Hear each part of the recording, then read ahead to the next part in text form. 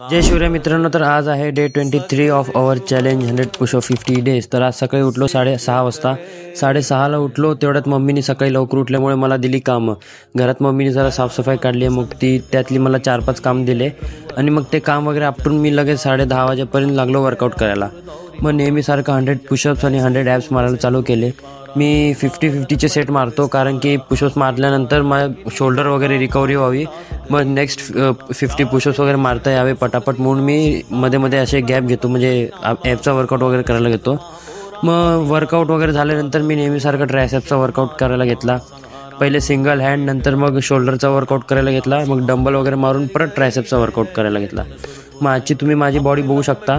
मग फ्रेश वगैरे झालो आणि गेलो अतुलदाच्या गॅरेजवर, कारण की आपली बुलेट दिलेली तिकडे सर्व्हिसिंगला। सकाळीच दिलेली पण ती काय झाली नव्हती, दुपारी पण गेलेलो पण तरी झाली नव्हती। मग संध्याकाळी पण गेलो, मला बँकेत जायचं होतं, विचार केला गाडी घेतं जावं, पण गाडी काय सर्व्हिस झाली नाही। मग शेवटी आपल्याला बँकेत चालतच जावं लागलं।